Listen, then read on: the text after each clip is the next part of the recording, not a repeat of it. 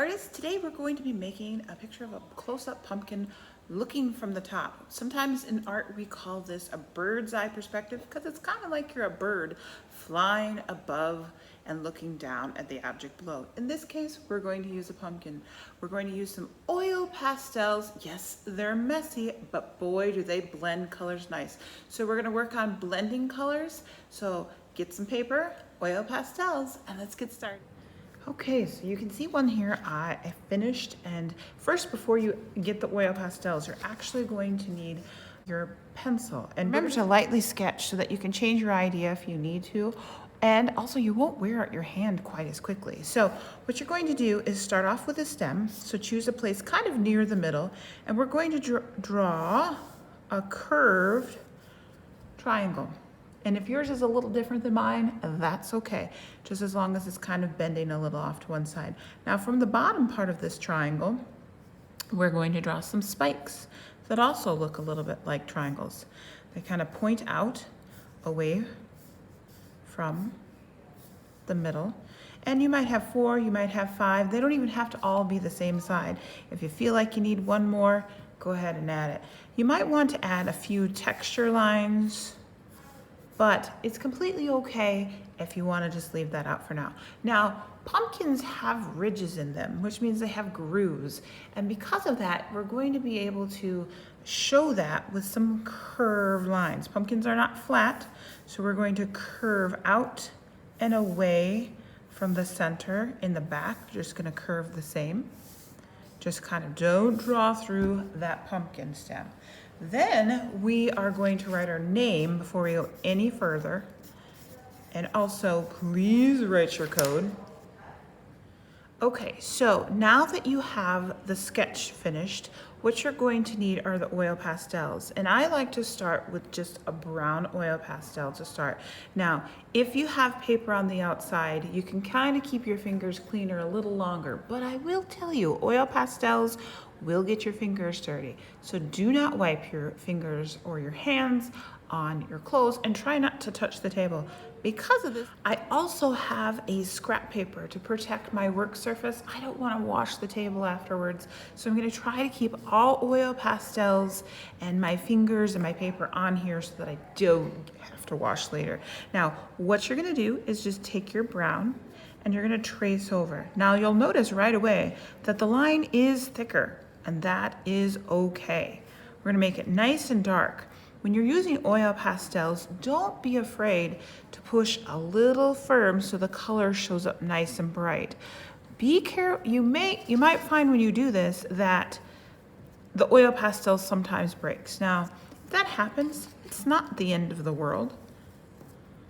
Just use this piece that you have left, the bigger piece. Don't throw away the broken pieces. You can still use oil pastels that are broken.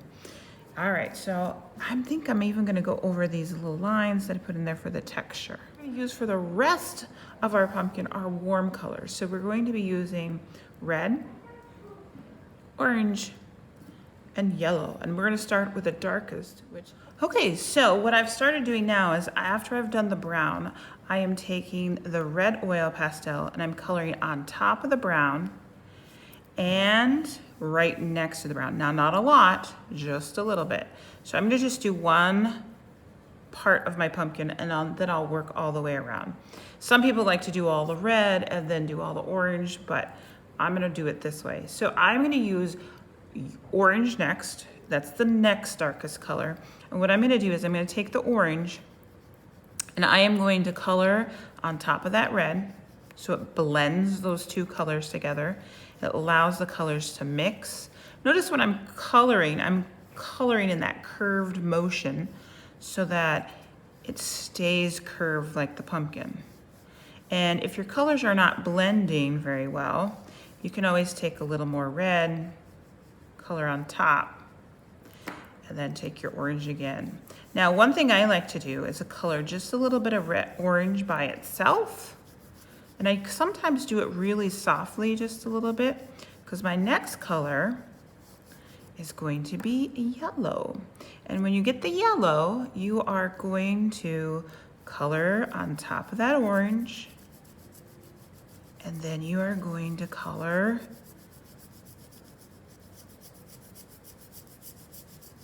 right in that empty spot. Color clear to the edge of your paper. And then if you have any little spots, yellow's a great color to kind of fill in any empty places. All right, so just remember, you can work, I kind of like to go this way around, but you can also turn your paper. It is, if you touch the oil pastel on your hand, it is going to get on there. So watch where you're touching, and also don't touch your face so that you don't end up with marks all over your face. So I'm gonna do red again. I'll go fast. I'm gonna let that fade out just a little bit too. And then color on top, pushing a little firmer so the colors can blend. Orange on its own now, a little bit lighter. All right, and then the yellow. I'm just gonna keep doing this. I'll put it on fast forward, add a little music, and I'll finish this part up really quick.